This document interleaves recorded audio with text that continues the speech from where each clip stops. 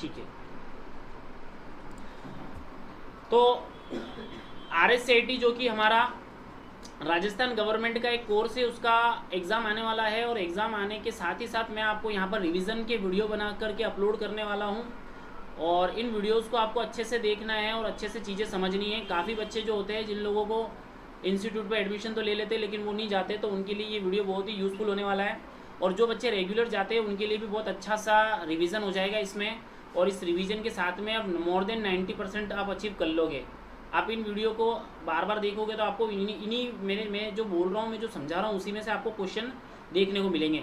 तो सबसे पहले कंप्यूटर का परिचय है। कंप्यूटर का परिचय से अपन बात करें तो हम समझ लेते हैं कि कंप्यूटर होता क्या है। तो एग्ज़ाम में इससे रिलेटेड अगर क्वेश्चन आएगा तो क्या आ सकता है वो भी मैं आपको बताऊँगा। कंप्यूटर की डेफिनेशन पढ़नी है, इसमें दे रखी है। कंप्यूटर एक electronic machine, automatic electronic machine होता है जो यूज़र से इनपुट लेकर प्रोसेस कर आउटपुट देने का काम करता है। अब ये जो मैंने बातें बताई है उसके अंदर मैंने इनपुट वर्ड लिया है, आउटपुट भी बोला और प्रोसेसिंग भी बोला। तो आपको इस चैप्टर में से जो खास क्वेश्चन देखने को मिलेंगे वो इनपुट डिवाइस और आउटपुट डिवाइस वाले देखने को मिलेंगे। तो बेटा आप लोगों को कंप्यूटर के जो पार्ट्स होते हैं, जैसे मेनली आपने मॉनिटर देखा है, CPU देखा है, कीबोर्ड देखा, माउस देखा है, इन चारों को मैं आपको बता दूं, कीबोर्ड और जो माउस है वो आपके इनपुट डिवाइस होते हैं, और जो मॉनिटर है वो आपका आउटपुट डिवाइस होता है। ठीक है, और जैसे जैसे आएगा मैं बताऊंगा। और CPU आपका प्रोसेसिंग डिवाइस होता है। CPU ना ही इनपुट होता है और ना ही आउटपुट होता है। इस चैप्टर के अंदर जो बता रखा है कि भाई आज के ज़माने में कंप्यूटर बहुत ही महत्वपूर्ण पार्ट हो चुका है लाइफ का। चाहे आप हम होम देख ले, चाहे हम बिजनेस एरिया देख ले, चाहे हम यूटिलाइजेशन वाले जितने भी क्षेत्र हैं, जॉब एरिया, वहाँ पर मोस्टली आप लोगों को कंप्यूटर का यूज़ मिलेगा ही मिलेगा। तो कंप्यूटर के बारे में जो आपकी मर्ज़ी में आए आप बोल सकते हो कि कंप्यूटर एक मशीन है जो मुश्किल कामों को आसान करती है, फास्ट काम करके देती है। 10 लोगों का काम अकेले ही वो मशीन कर लेती है। इतना अभी आप कंप्यूटर को लेकर के जान समझते हो तो आपके लिए ये चीज़ें इनफ है। चलिए हम थोड़ा अगले वाले पेज पे पढ़ते हैं। अब यहाँ पे जो टॉपिक दे रखा है उसमें दे रखा है कंप्यूटर का वर्गीकरण। कंप्यूटर का वर्गीकरण से मतलब है कंप्यूटर का क्लासिफिकेशन। क्लासिफिकेशन एक्चुअली में क्या होता है, सारे बच्चों ने जो कंप्यूटर को देखा है वो नॉर्मली ये देखा है कि एक मॉनिटर, कीबोर्ड, माउस, CPU होता है। लेकिन दुनिया में और भी एरिया है जहाँ पर कंप्यूटर देखने को मिलते हैं। जैसे बैंकिंग के अंदर ATM मशीन देख लो आप, और रिसर्च ऑर्गेनाइजेशनों के अंदर साइंटिस्टों के पास में कंप्यूटर होते हैं। तो इन कंप्यूटरों को अलग अलग क्षेत्र के हिसाब से बांटा गया है, तो वो मैं आपको यहाँ पे समझाने वाला हूँ। तो सबसे पहले आकार भंडारण क्षमता के हिसाब से बांटने वाला जो काम है वो भी बता रखा है, और इस नीचे पेज में दे रखा है कि कंप्यूटर की कौन कौन से पार्ट्स क्या है। ये यहाँ पे आने वाला है, मैं इसमें समझाऊंगा, लेकिन उससे पहले आपको ये डायग्राम दे रखा है, इसमें आपको देखना है।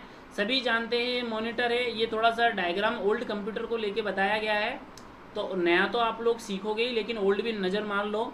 मॉनिटर है, डिस्क ड्राइव है, फ्लॉपी डिस्क है, लेज़र प्रिंटर है, CD-ROM है, CD-ROM ड्राइव है, कीबोर्ड है, माउस है, मॉडेम है, स्पीकर है और मेमोरी है। तो ये इंडिकेट कर रखा है एरो से कि भाई ये चीज़ें इस नाम से पहचानी जाती है। और इंसान को कम से कम पहचानना तो आना ही चाहिए कि इसको बोलते क्या है। जैसे कीबोर्ड है तो हाथ लगा करके देख करके हमारे को समझ में आना चाहिए कि ये कीबोर्ड है, माउस है, स्पीकर है, पहचानना आना चाहिए। चलिए अब वर्गीकरण वाला एरिया आता है यहाँ पे। तो सबसे पहले ये जो ब्लू शेप के अंदर दे रखा है ये क्लासिफिकेशन कंप्यूटर का है according to operation. According to operation की अगर मैं बात करूँ तो कंप्यूटर के ऑपरेशन के बेस में 3 बंटवारे हुए हैं। कितने बंटवारे हुए? 3। पहला है आपका एनालॉग कंप्यूटर, दूसरा है आपका डिजिटल कंप्यूटर, तीसरा है आपका हाइब्रिड कंप्यूटर। ठीक है, अब इन तीनों में सबसे पहले हमारा वाला कंप्यूटर कौन सा है जो हम यूज़ करते हैं, जो हम चलाते हैं, तो वो डिजिटल कंप्यूटर होता है। ठीक है, जो हम लोग इस्तेमाल करते हैं उस कंप्यूटर को डिजिटल कंप्यूटर बोलते हैं। तो एनालॉग कंप्यूटर कहाँ देखने को मिलता है और हाइब्रिड कंप्यूटर कहाँ देखने को मिलता है वो समझो। एनालॉग कंप्यूटर जो होता है, देखो फिजिक्स में अपन जाए तो सिग्नल्स होते हैं भाई। हम लोग फ़ोन कॉल्स करते हैं या जो भी रेडियो वगैरह चलते हैं बिना वायर के, तो वो सिग्नल से इंटरप्शन, वहाँ पे इंटरेक्शन होता है। तो ऐसे सिग्नल होते हैं, तो हमको पहले सिग्नल जानना पड़ेगा। तो एनालॉग सिग्नल क्या होता है और हाइब्रिड सिग्नल क्या होता है, एनालॉग सिग्नल क्या होता है और डिजिटल सिग्नल क्या होता है, उसके बेसिस पे मैं आपको बता रहा हूँ। देखना, मैं यहाँ पे MS पेंट ओपन कर रहा हूँ। ये मैंने MS पेंट की स्क्रीन ओपन करी। देखिए आप इस स्क्रीन के अंदर मैं यहाँ पे सिग्नल बनाने की कोशिश कर रहा हूँ। जैसे कि ये लाइन खींची मैंने और ये पेंसिल है मेरे पास में। ये जो सिग्नल है ये इस टाइप का, इस सिग्नल को आपको एनालॉग सिग्नल बोलना है। और साथ ही साथ दूसरा मैं डायग्राम बनाता हूँ। ठीक है, इसके अंदर में आपके डिजिटल सिग्नल बनाता हूँ, ये डिजिटल सिग्नल होता है ऐसे। तो ये एनालॉग सिग्नल है जिसमें बिट पर साइकिल, मतलब साइकिल की टाइप से इसमें सिग्नल बताया जा रहा है, और इसके अंदर क्रॉस आ रहा है। देखो यहाँ से ये स्ट्रेट चल रहा है, फिर टर्निंग है, फिर स्ट्रेट है, फिर टर्निंग है, फिर स्ट्रेट है। तो इस टाइप का जो सिग्नल है उसको हमको बोलना है डिजिटल। ये डिजिटल सिग्नल है, ये डिजिटल है, ठीक है। और ये वाला जो सिग्नल है इसे हमको एनालॉग बोलना है, ये एनालॉग सिग्नल है हमारा। तो इसी के बेस पे आपको एनालॉग कंप्यूटर समझ में आने वाला है। अब एनालॉग की मैं बात करूँ तो एनालॉग कंप्यूटर हम लोगों को ऑपरेशन थिएटर में देखने को मिलेंगे। पेशेंट जो होता है आईसीयू के अंदर, उसकी हार्ट बीट कैसे चल रही है, उसकी बॉडी किस टाइप से रिस्पॉन्स कर रही है, उसको मशीनों से कनेक्ट करके कंप्यूटर पास में रखा होता है, एक डिवाइस होती है, उस डिवाइस के अंदर हार्ट बीट को मेजर करके वो पल्सेस चलते रहते इस टाइप से दिखाता है। तो वो जो सिग्नल है वो सिग्नल हमारे अपने एनालॉग सिग्नल होते हैं। तो वो जो एनालॉग सिग्नल है उसकी के बेस पे उस कंप्यूटर को हम बोल सकते हैं कि वो एनालॉग कंप्यूटर है, ठीक है। एनालॉग कंप्यूटर ऑपरेशन थिएटर में हम लोगों को देखने को मिलते हैं। उसके बाद में डिजिटल हम देख ही रहे हैं, क्योंकि इसमें क्या होता है कि इमेजेस होती है, मेन्यूज़ होते हैं, फाइल फोल्डर्स होते हैं, पीडीएफ्स होती है। तो ये हमारे ये जो चीज़ें हैं ना, ये जो अपने मटेरियल है, ये जब अपन एक जगह से दूसरी जगह पे भेजते हैं तो ये डिजिटल सिग्नल पे काम करती है। एनालॉग सिग्नल पे कैसे काम होता है, जैसे कि हम वॉइस की बात करें, मैं ना रिकॉर्डिंग करूँगा तो तुम देखना साइकिल्स इस टाइप से होती है, अप डाउन्स होती है। हम बात भी करेंगे तो हमारी वो वॉइस है, जैसे कि आजकल व्हाट्सएप पे वो ऑडियो सेंड करने के बाद तो उसमें वॉइस इस टाइप से जंबल करती है। तो वो जो सिग्नल हुए वो कौन से सिग्नल कहलाएंगे, हमारे एनालॉग। और हम जो फ़ोन पे बात कर रहे हैं वो एनालॉग हैं, और हम जो पीडीएफ वगैरह सेंड करते हैं वो डिजिटल है। इसीलिए डिजिटल कंप्यूटर तो हमारा वाला हो गया और एनालॉग कंप्यूटर ऑपरेशन थिएटर वाला हो गया। अब मैं आपको तीसरा बताने वाला हूँ, हाइब्रिड कंप्यूटर क्या होता है। हाइब्रिड कंप्यूटर समझना है आपको, तो डिजिटल और एनालॉग को दोनों को मिला लो।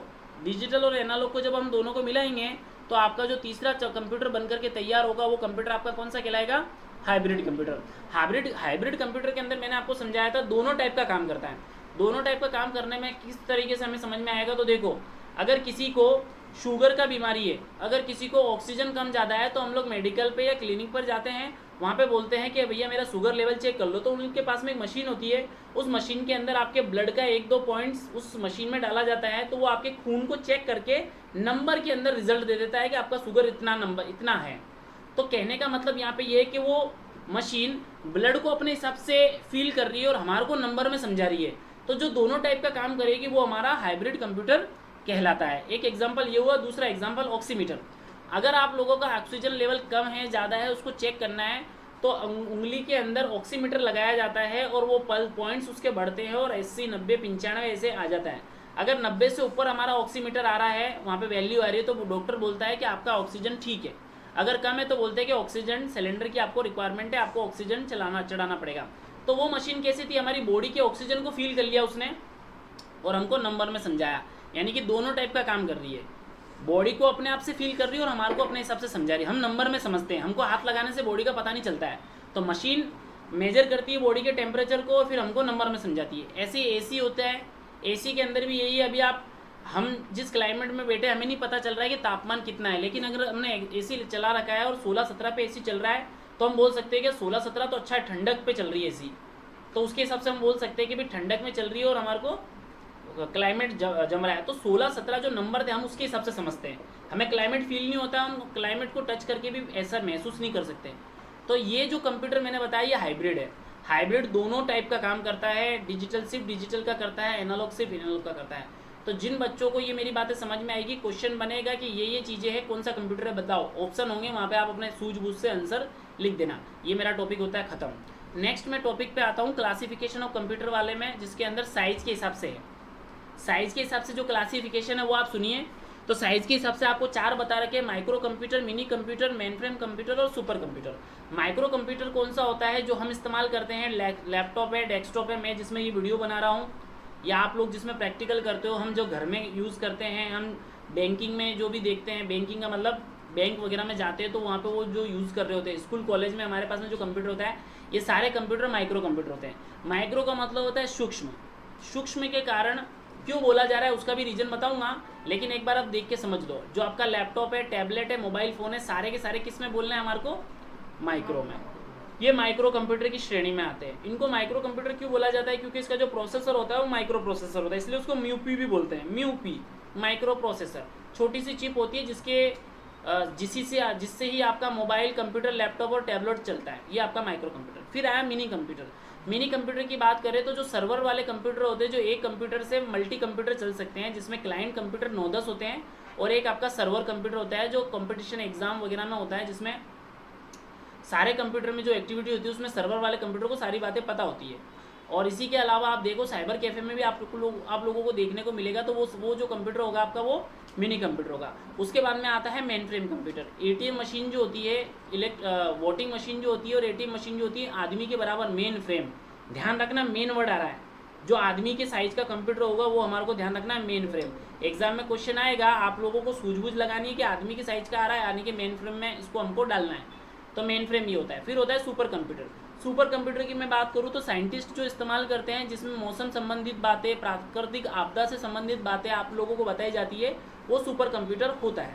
सुपर कंप्यूटर में हम लोगों को सर्दी गर्मी का, कितनी सर्दी पड़ेगी कितनी गर्मी पड़ेगी, भविष्यवाणी से संबंधित और मौसम वेदर से रिलेटेड बातों का नॉलेज मिलता है। ये सब हमारे ऑफिस जो होते हैं वहाँ पर लगे हुए होते हैं और उससे हमारे को सारी चीज़ों की अपडेट पता चलती है। तो ये मैंने आप लोगों को बताया कि पूरे वर्ल्ड में किस किस क्षेत्र में कौन कौन सा कंप्यूटर चल रहा है। हमारे जीवन में जो चल रहा है, जिसको इंसान ये इस्तेमाल करता है, वो माइक्रो है। मिनी मैंने बोला जो सर्वर बेस्ड होते हैं, मेन फ्रेम मैंने बोला जो एटीएम वगैरह वाले होते हैं, और सुपर मैंने बोला जो मौसम से संबंधित या साइंटिस्ट वाले लोग जो रिसर्च वगैरह में करने में काम में लेते हैं। ये तो ये इस चैप्टर के अंदर थ्योरी दे रखी है, आप सबके पास में बुक होगी, आप देख लेना इन सब का यहाँ पे ये कंटेंट है। उसके बाद में हम आते हैं नेक्स्ट आता है हमारा अगला टॉपिक जो है वो की है कंप्यूटर की कैरेक्टरिस्टिक। अगला हमारा कंप्यूटर कौन सा है? कंप्यूटर की कैरेक्टरिस्टिक। ठीक है, कोई बात नहीं, क्योंकि ये लैपटॉप ऑन है और मैं बोल रहा हूँ, आपको सुनना है, वो स्क्रीन से कोई फर्क नहीं पड़ता। ठीक है, नेक्स्ट मेरा टॉपिक है कैरेक्टरिस्टिक। इसका एक क्वेश्चन आपको क्वेश्चन पेपर में देखने को मिलेगा भाई, ठीक है ना। कैरेक्टरिस्टिक वाला क्वेश्चन आएगा तो आपको कैरेक्टरिस्टिक पता होनी चाहिए। आपकी पहली कैरेक्टरिस्टिक आपको पता है विशेषता। विशेषता को कैरेक्टरिस्टिक बोलते हैं, कैरेक्टरिस्टिक को विशेषता बोलते हैं। कंप्यूटर की क्वेश्चन आएगा कि निम्न में से कौन से कंप्यूटर की कैरेक्टरिस्टिक नहीं है या कौन सी कैरेक्टरिस्टिक है। तो ये जो बातें यहाँ पे लिखी हुई है मैं पढ़ रहा हूँ, आप लोग सुने और मैं बोल रहा हूँ, ठीक है, और अंडरस्टैंड करें। सबसे पहले कैरेक्टरिस्टिक आती है स्पीड, गति। कंप्यूटर की एक खूबी है कि वो बहुत फास्ट काम करता है। अगला है शुद्धता, एक्यूरेसी, एक्यूरेट। कंप्यूटर जो रिजल्ट देता है वो एरर फ्री देता है, एरर आने के चांसेस उसमें कम होते हैं। अगला जो पॉइंट है वो हाई स्टोरेज कैपेसिटी। कंप्यूटर के अंदर आप लॉट ऑफ डेटा स्टोर कर सकते हो, उसमें ऑप्शन होता है आप हार्ड ड्राइव बड़ा करके काम करोगे और उसमें डेटा स्टोर होता रहता है। उसके बाद में अगला पॉइंट आता है विविधता, वर्सेटिलिटी। इसका मतलब होता है कि एक कंप्यूटर अलग अलग टाइप के काम करने के लिए एलिजिबल होता है। जब इंसान पैदा होता है 12, 15, 18 साल तक वो पढ़ाई करता है, उसके बाद में वो किसी एक लाइन को पकड़ता है। अगर ड्राइवर बनना चाहता है तो ड्राइवर बनता है, अगर डॉक्टर बनना चाहे तो डॉक्टर बनता है, टीचर बनना चाहे तो टीचर बनता है। 10 साल 15 साल तक वो आदमी उसी में काम करता है और फिर उसको बोला जाए कि तू एक काम कर, तू कोई और लाइन पकड़ ले, तो वो उसके पॉसिबल की बात नहीं होती है, क्योंकि वो उसने अपना लाइफ, अपना जो स्ट्रगल जिस लाइन के लिए 10 साल 15 साल दे दिए वो उसी के लिए बना है, फिर वो उसी काम को करेगा। और कंप्यूटर जो होता है वो आपको हर काम करने के लिए एलिजिबल होता है। आप बैंकिंग में जाओगे तो हिसाब किताब और बैंकिंग संबंधित काम कर रहा होगा, रेलवे में जाओगे तो रेलवे से रिलेटेड काम कर रहा होगा, जर्नलिज्म में जाओगे तो जर्नलिज्म वाला काम कर रहा होगा, एडिटिंग में जाओ तो एडिटिंग वाला काम कर रहा होगा। तो हर क्षेत्र में कंप्यूटर काम करने के लिए एलिजिबल है, तो ये कैरेक्टरिस्टिक यहाँ पे फिट बैठती है। अगला पॉइंट आता है डिलीजेंस, परिश्रमशीलता। इसका मतलब होता है कंप्यूटर बहुत ही मेहनती होता है। एक इंसान 8 घंटे काम कर सकता है, ज़्यादा से ज़्यादा 10 घंटे काम कर सकता है, लेकिन एक कंप्यूटर इतना मेहनती होता है 24 घंटे भी काम कर सकता है। आप लोगों ने देखा होगा कॉल सेंटर वगैरह में 24 घंटे की शिफ्ट होती है, 12-12 घंटे की। तो इंसान 12 घंटे या 10 घंटे काम करता है, फिर शिफ्ट बदलती है। कंप्यूटर वही होता है लेकिन इंसान बदलाया जाता है। 3 शिफ्टों में काम चलता है, 2 शिफ्टों में काम चलता है। तो मशीन तो वही होती है लेकिन इंसान बदले जाते हैं। तो कंप्यूटर परिश्रमशीलता है, मतलब वो डेडिकेट होकर के काम करता है। ये कैरेक्टरिस्टिक यहाँ पर फिट बैठती है। अगला, ठीक है, अगला जो पॉइंट आता है वो आता है आपके डिलीजेंस के बाद में। देखिए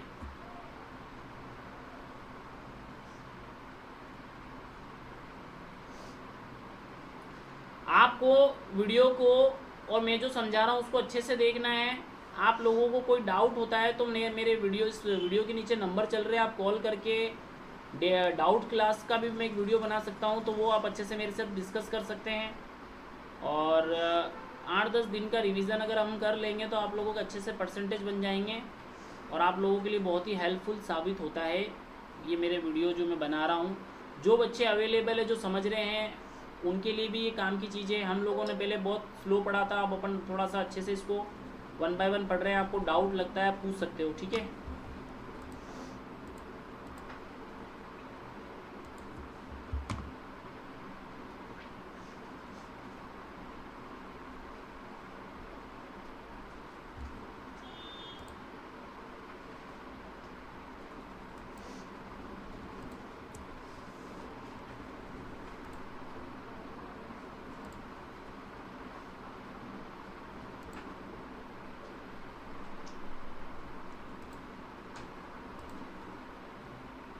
तो कैरेक्टरिस्टिक की मैं बात करूँ तो ये कुछ कैरेक्टरिस्टिक वाली बातें हैं।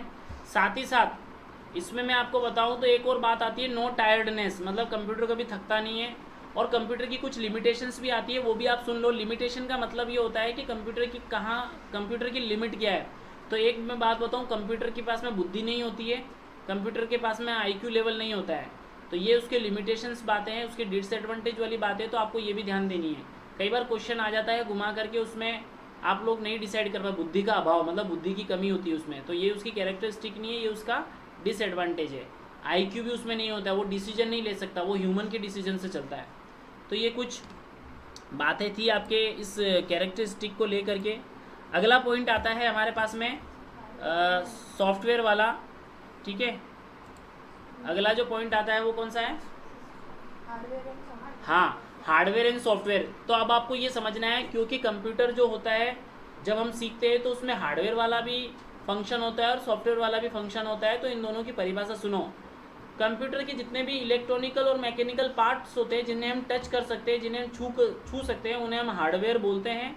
एग्जाम्पल के तौर पर कीबोर्ड, माउस, मॉनिटर, CPU सब हार्डवेयर कहलाएंगे। दूसरा टॉपिक है सॉफ्टवेयर, जो कि सॉफ्ट होता है। जैसे हवा को नहीं पकड़ सकते हम लोग, ऐसे कैसे सॉफ्टवेयर को हम नहीं पकड़ सकते। तो सॉफ्टवेयर की जो डेफिनेशन है, small group of program are known as a software, के छोटे छोटे प्रोग्रामों के समूह को क्या बोला जाता है? सॉफ्टवेयर बोला जाता है। इसके एग्जाम्पल बताए तो ऑपरेटिंग सिस्टम है, डिवाइस ड्राइवर है, MS Word, Excel, PowerPoint है, सोशल मीडिया की जो ऐप्स है, ये सारे के सारे सॉफ्टवेयर के अंदर आएंगे। आप लोगों को ये चीज़ें क्लेरिफाई होनी चाहिए ताकि आप लोग उस MCQ को अच्छे से कर पाओ। आपका एक गलत डिसीजन, आपका एक गोल सर्कल करना आपके 2 मार्क्स कटवा सकता है। तो अच्छे से सुनना है और समझना है। अब यहाँ पर मैंने आपको डिस्प्ले कर रखा है, आगे ये टॉपिक वापस डिटेल में आएगा। अब पहला टॉपिक दे रखा ऑपरेटिंग सिस्टम क्या होता है। तो जैसे कि मैंने बात करा सॉफ्टवेयर, तो सॉफ्टवेयर का एक एग्जांपल होता है। सॉफ्टवेयर 2 टाइप के होते हैं, सिस्टम सॉफ्टवेयर और एप्लीकेशन सॉफ्टवेयर। तो ये जो ऑपरेटिंग सिस्टम है, ये सिस्टम सॉफ्टवेयर का पार्ट है। ऑपरेटिंग सिस्टम को शॉर्ट में OS बोलते हैं। ऑपरेटिंग सिस्टम पूरे कंप्यूटर का मुखिया होता है, करता धरता होता है। वो चलता है तो ही आपके कीबोर्ड माउस चलते हैं, इंटरनेट चलेगा और आप लोगों को रिस्पॉन्स करेगा। अदरवाइज वो नहीं चलेगा तो वो नहीं, वो तो फिर आपका कंप्यूटर किसी बेजान के नाम माफिक हो जाएगा, उसमें जान ही नहीं है। तो ऑपरेटिंग सिस्टम वो चीज़ है। हमारे फ़ोन के अंदर एंड्रॉयड ऑपरेटिंग सिस्टम होता है, कंप्यूटर के अंदर विंडोज़ और लिनक्स ऑपरेटिंग सिस्टम होता है, ठीक है। साथ ही साथ उसी के अंदर यूटिलिटीज़ और डिवाइस ड्राइवर भी दे रखे हैं, ये भी आपके सिस्टम सॉफ्टवेयर की कैटेगरी में आते हैं।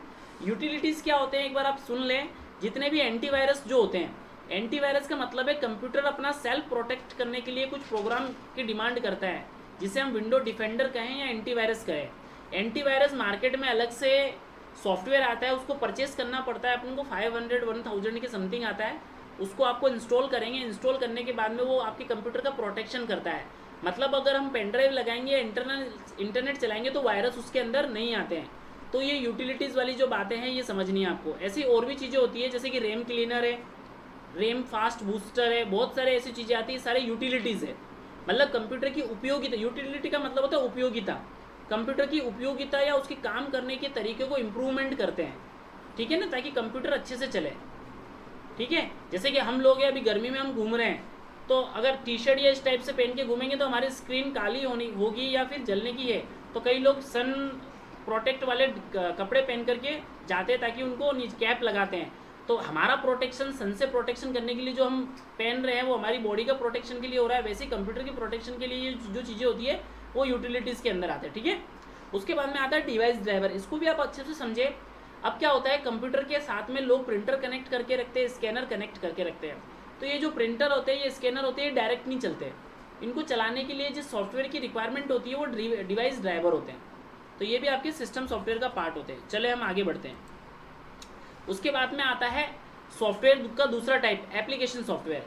एप्लीकेशन सॉफ्टवेयर क्या होते हैं, जो यूज़र की रिक्वायरमेंट को फुलफिल करते हैं, वो एप्लीकेशन सॉफ्टवेयर होते हैं। जैसे वर्ड, एक्सेल, पावर पॉइंट, ठीक है, MS Word, MS Excel, MS PowerPoint जो होते हैं, ये सारे एप्लीकेशन सॉफ्टवेयर की कैटेगरी में आते हैं। टैली का जो सॉफ्टवेयर है एप्लीकेशन सॉफ्टवेयर में आएगा।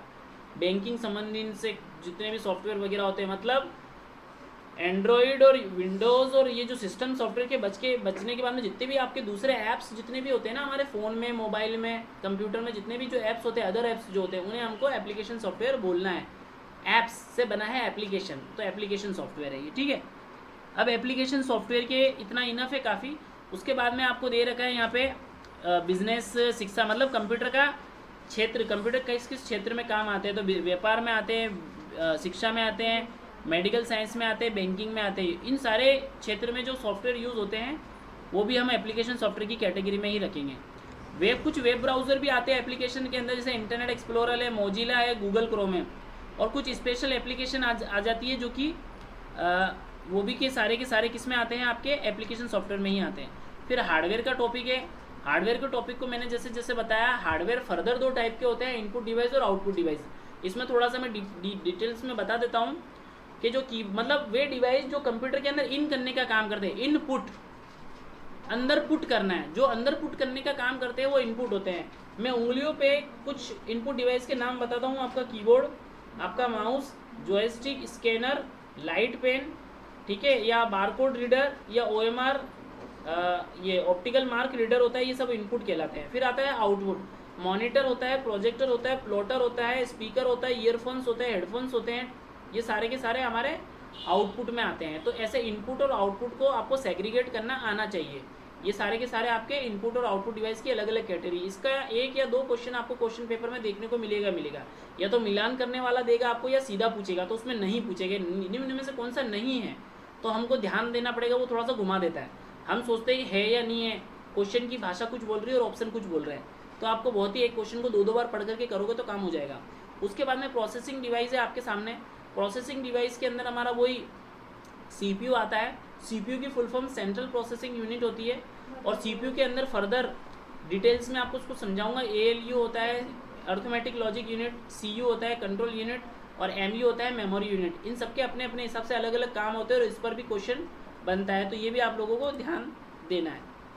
उसके बाद में आते हैं कंप्यूटर के यूजेस ऑफ कंप्यूटर, मतलब कंप्यूटर कौन से क्षेत्र में काम आ रहा है। तो आप आंख बंद करके, ऐसा कोई क्षेत्र ही नहीं है जिसमें कंप्यूटर काम नहीं आता, आपको हर क्षेत्र ध्यान देना है। तो यहाँ पे क्षेत्र दे रखे, स्कूली बच्चों के लिए होमवर्क करवाता है, मनोरंजन करवाता है, सामाजिक मीडिया, सोशल मीडिया, नॉलेज के पर्पज़ के लिए, एजुकेशन की बात करें तो smart class, online education, digital library, ये सारे कंप्यूटर के क्षेत्र है जहाँ पर यूज़ होता है।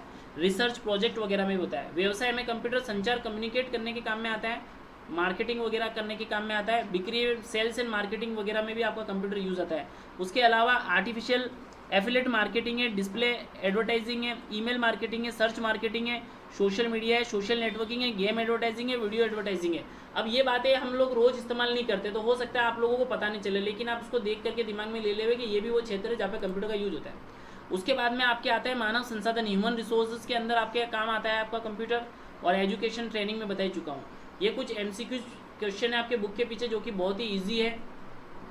जैसे इसमें दे रखा है निम्न में से कौन सा एक एप्लीकेशन सॉफ्टवेयर नहीं है, तो विंडोज 7 सिस्टम सॉफ्टवेयर है, तो इसका आंसर विंडोज 7 है, बाकी सारे आपके एप्लीकेशन होते हैं।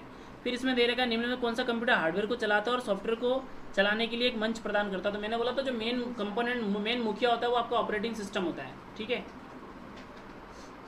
फिर आता है एक आउटपुट डिवाइस का उदाहरण बताओ। तो अभी अपन ने बात करी, आपका जो प्लॉटर है ये एक आउटपुट डिवाइस है। निम्न में से कौन सा कंप्यूटर सिस्टम की एक सीमा है ना, बुद्धि का अभाव, कंप्यूटर के अंदर इंटेलिजेंसी नहीं होती है। कौन सा एक सिस्टम सॉफ्टवेयर है, तो सिस्टम सॉफ्टवेयर की बात की तो विंडोज 7 है। ये पहले चैप्टर के कुछ क्वेश्चन है, इसमें से भी 1-2 क्वेश्चन आपके पेपर में कई बार आ जाते हैं। फिर मेन फ्रेम कंप्यूटर बहुत सस्ते, इस कथन को बताइए। तो मेन फ्रेम कंप्यूटर तो ATM वाले होते हैं, तो सस्ते तो ही नहीं सकते, तो गलत है। कथन में अपन को असत्य और सत्य बताना, एक आधा क्वेश्चन कई बार ये भी आ जाता है, तो आपको उसको गलत बताना। कंप्यूटर वर्गीकरण नहीं है, main frame, mini, max frame और नोटबुक। तो देख लो आप, मैक्स फ्रेम वर्ड वहाँ पे नहीं था, नोटबुक तो आपका वही माइक्रो कंप्यूटर वाले ही होता है, जो टैबलेट टाइप के आते हैं वही होते हैं। बाकी इसका आंसर है मैक्स फ्रम। सबसे तेज कंप्यूटर कौन सा होता है, तो आपका सुपर कंप्यूटर सबसे तेज कंप्यूटर। ये आपका पहला चैप्टर खत्म होता है। ठीक है, इसी के साथ इतना इस काफ़ी हमारे इस वाले में आप अच्छे से इसको अच्छे से अंडरस्टैंड करें, 2-3 बार आगे पीछे करके देखें, आपके इस चैप्टर में से 1 या 2 क्वेश्चन लगेंगे ही लगेंगे। ठीक है, आज के लिए इतना काफ़ी। अगला वीडियो में आप लोगों को कल बताऊँगा।